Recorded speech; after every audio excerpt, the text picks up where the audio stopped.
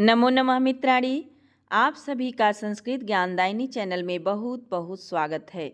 मित्रों, हम लोग प्रशिक्षित स्नातक शिक्षक भर्ती परीक्षा 2021 के व्याख्यात्मक हल प्रश्न पत्रों का अध्ययन कर रहे हैं। आज के इस वीडियो में हम लोग 5वें नंबर के क्वेश्चन से अध्ययन की शुरुआत करते हैं। तो चलिए देखा जाए। हमारा 5वां प्रश्न है कि विवेक भ्रष्टानां भवति विनिपातः शतमुखम। तो विवेकात भ्रष्टानाम यानी कि विवेक से भ्रष्ट व्यक्तियों का विनिपातः यानी पतन, शतमुख यानी सैकड़ों प्रकार से भवति माने होता है। यानी विवेक शून्य व्यक्तियों का पतन जो है वह सैकड़ों प्रकार से होता है। यह श्लोक मूर्ख पद्धति से लिया गया है। माने नीति शतकम की पहली पद्धति मूर्ख पद्धति है और उसी से लिया गया है। और इसमें अर्थांतर न्यास अलंकार है। विवेक भ्रष्टाह में यदि हम समास देखते हैं तो विवेकात भ्रष्टाह यानी कि पंचमी तत्पुरुष समास हो जाएगा। और भ्रष्टः विवेकः येषां ते भ्रष्ट विवेकाः या विवेक भ्रष्टाः तो बहुब्रीहि समास भी बन जाएगा। विवेकः में आपका बी उपसर्ग पूर्वक विच धातु से घई प्रत्यय करके विवेकः बनेगा। भ्रष्ट में भ्रंश से अक्त प्रत्यय हो जाएगा। और भवती जो है भू धातु लट लकार प्रथम पुरुष एक वचन का रूप है। विनिपातः विनिपत घई हो जाएगा विनिपातः में। अशत मुख मोस्ट इम्पॉर्टेंट है। शतम मुखानि यस्य सह बहुब्रीहि समास। हम अगली पंक्ति देखते हैं। यम यम पाश्यति तस्य तस्य पुरतो मा ब्रूहि दीनं वचः सूर्यास्वय्य यदि महसजो सततगा शार्दूलविक्रीडितम्। यम यम पास्यति तस्य तस्य यम यम पास्यसि तस्य तस्य पुरतो मा ब्रूहि दीनं वचः। यह परिशिष्ट का श्लोक है और इसमें बताया गया है कि यम यम पश्यसि माने जिस जिस को देखो, तस्य तस्य पुरतः उस के सामने, माँ ब्रूहि दीनम वचः यानी कि अपने दीनम यानी दीनहीन वचः यानी वचनों को, ब्रूहि माने मतलब कहो, अम्मा माने मत कहो। तो भर्तृहरि नीति शतकम में कहते हैं कि जिस जिस मनुष्य को देखो उसके सामने अपने जो है दीनहीन वचनों को मत कहो। तो इसमें अनियुक्ति अलंकार है क्योंकि मनुष्यों को अप्रस्तुत प्रशंसा तथा अनियुक्ति दोनों अलंकार हो जाएगा। क्योंकि बादल के माध्यम से प्रस्तुत बादल के माध्यम से अप्रस्तुत मनुष्य को यहाँ लक्ष्य बनाया गया है, अतः यहाँ पे अनियुक्ति अलंकार या अप्रस्तुत प्रशंसा अलंकार हो जाएगा। अगला है वचः में आपका असून प्रत्यय हो जाएगा और पुरतः के योग में तस्य तस्य में षष्ठी विभक्ति हो गया है। आगे देखते हैं हम लोग। एकेनापि हि सूरेण पदाक्रांतं महीतलं क्रियते भास्करेणेव स्फार स्फुरितेन तेजसा। एकेनापि हि सूरेण पदाक्रांत महीतलं क्रियते भास्करेणेव स्फार स्फुरित तेजसा। तो यह भी श्लोक हमारा परिशिष्ट का है और इसमें बताया गया है कि एकेनापि हि सूरेण यानी कि एक ही सूरवीर के द्वारा पदाक्रांतम महीतलम यानी कि संपूर्ण पृथ्वी को पदाक्रांत कर दिया जाता है, अर्थात मतलब कि अधिकार में कर लिया जाता है। उदाहरण देकर के बताते हैं कि भास्करेण एव जैसे जैसे सूर्य, तो कैसा सूर्य, तो कह रहे हैं स्फार स्फुरित तेजसाह यानी कि अत्यधिक चमकीले सूर्य की किरणों से सारा संसार जो है प्रकाशित हो जाता है।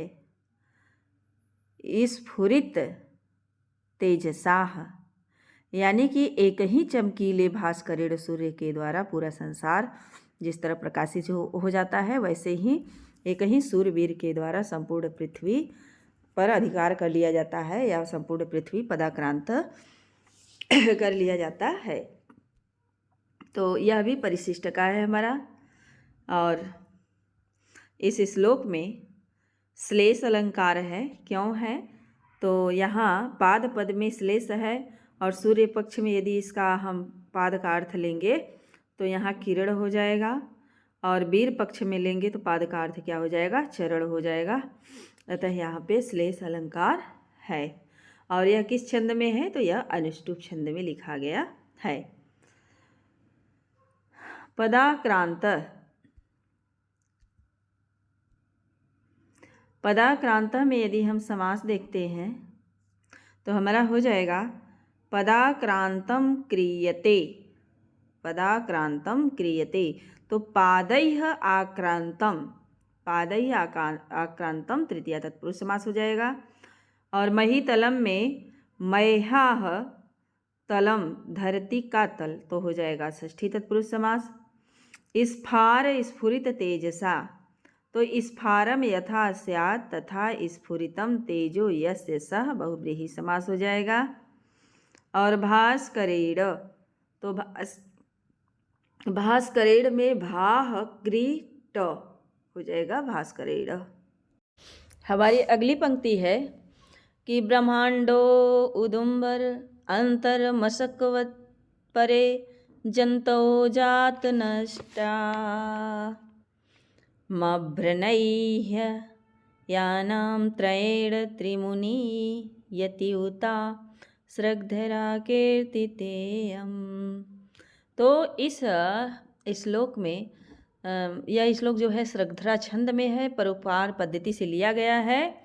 और इस श्लोक में रूपक अलंकार है, रूपक और उपमा दोनों अलंकार है, क्योंकि ब्रह्मांड रूपी गुलर बर्तन, मतलब गुलर समझिए ब्रह्मांड रूपी।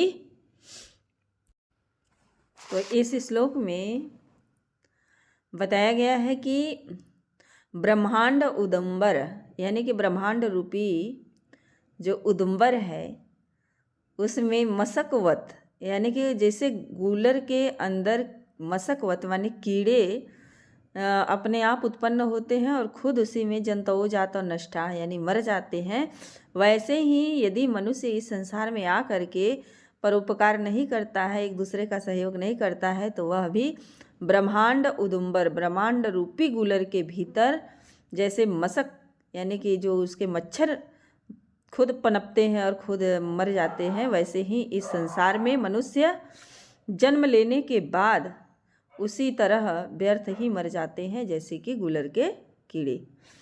तो यह ब्रह्मांड उदुम्बर, यदि हम समास देखते हैं तो हमारा हो जाएगा ब्रह्मांड एव उदुम्बर, ब्रह्मांड एव उदुम्बरम, तो मयूर व्यंजकादि रूपक रूप समास हो जाएगा। और उस उदुम्बरस्य अंतः ब्रह्मांडम उदुम्बरस्य अंतः, तो हो जाएगा षष्ठी तत्पुरुष समास। और यदि उसी में हम देखते हैं कि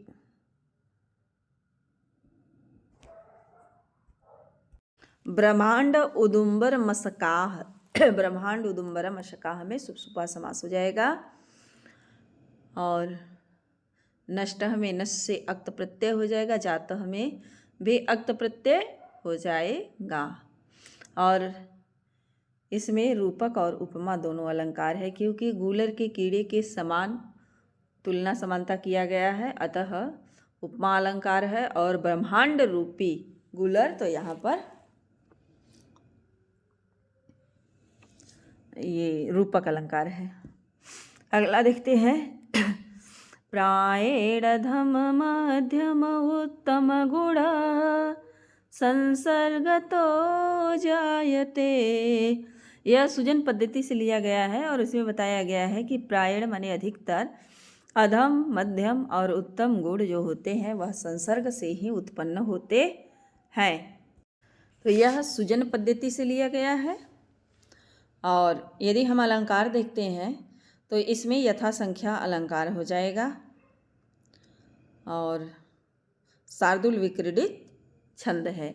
और इसमें यह बताया गया है कि जैसे हम जल की एक ही प्रकृति होती है, लेकिन उसको यदि हम गर्म लोहे पर डालते हैं तो उसका अस्तित्व खत्म हो जाता है, तो वह गुण क्या हो गया? अधम का गुण हो गया। और कह रहे हैं कि मध्यम का गुण क्या होता है? तो यदि वही जल जो होता है कमल के पत्ते पर गिरता है तो वह मोती के जैसा दिखाई देता है। मोती बनता नहीं बल्कि मोती के जैसा दिखाई देता है। ये मध्यम कोटि का गुण है। और उत्तम क्या है कि जब सीपी के मुंह में गिरता है तो अब मोती ही बन जाता है, मोती के जैसा दिखाई नहीं देता बल्कि मोती बन जाता है। तो यह उत्तम संसर्ग का गुण है। तो इसीलिए कहा गया है कि अधिकतर जो है अधम, मध्यम और उत्तम गुण संसर्ग से ही आते हैं। जो व्यक्ति जैसा संसर्ग करता है और उसी के अनुसार उनके अंदर गुण भी आते हैं। तो इसमें यहाँ अधम मध्यम में यदि समास पूछता है तो अधम चासौ मध्यमश्च विशेषण उभय पद कर्मधारय हो जाएगा। और अधम मध्यम उत्तम में समास पूछता है तो अधम मध्यम चासौ उत्तम तो कर्मधारय समास हो जाएगा। अधम मध्यम उत्तम गुणः यस्य सः अधम मध्यम उत्तम गुणः में बहुव्रीहि समास हो जाएगा। संसर्गतः में संसर्ग से तस और बन जाएगा हमारा संसर्गतः। अगला श्लोक हमारा अनुष्टुप छंद में है। संपस्तु महताम चित्तं भवतुत्पल कोमलम आपस्सु च महाशैल शिला संघात कर्कशम। इसमें बताया गया है, ये भी सुजन पद्धति से ही लिया गया है और इसमें पूर्णतः उपमा अलंकार है। कहा गया है कि संपस्सु महताम यानी कि जो महान पुरुष होते हैं या बड़े व्यक्ति होते हैं उनका जो संपस्सु यानी कि संपत्तियों में चित्तम उनका चित्त जो है उत्पल कोमलम भवेत कमल की तरह कोमल हो जाता है। और आपस्सु यानी विपत्ति आने पर महाशैल माने बहुत कठोर चट्टान के समान कर्कश हो जाता है यानी कड़ा हो जाता है। उन्हीं का चित्त संपत्ति में कमल के समान कोमल हो जाता है और वही विपत्ति आ जाने पर कठोर चट्टान की तरह अरे बहुत बड़े चट्टान की तरह महाशैल शिला बहुत बड़े चट्टान की शिलाओं की भांति कर्कशम यानी कठोर हो जाता है। तो यहाँ संपस्सु में समपद क्यूप हो जाएगा, संपस्सु बन जाएगा। और उत्पल कोमलम में आपका हो जाएगा उत्पल इव कोमलम, उपमित समास हो जाएगा। और महाशैल शिला संघात कर्कशम में आपका महाशैल यानी कैसा शैल है तो महान है, कर्मधारय समास हो जाएगा। और जब शिला संघात तक चले जाएंगे तो महाशैलस्य शिला संघातः षष्ठी तत्पुरुष समास हो जाएगा। और महाशैल शिला संघात इव कर्कशम तो हो जाएगा उपमित समास। शिला नाम नीचयः इति शैलः तो शिला से क्या हो जाएगा अण प्रत्यय लगकर शैलः बन जाएगा। संघातः में आपका संघात में सम उपसर्ग पूर्वक हन धातु से घई प्रत्यय करके संघात बना है। और शिला संघात में यदि देखते हैं तो शिला नाम संघातः षष्ठी तत्पुरुष समास हो जाएगा। इसके आगे देखते हैं हम लोग।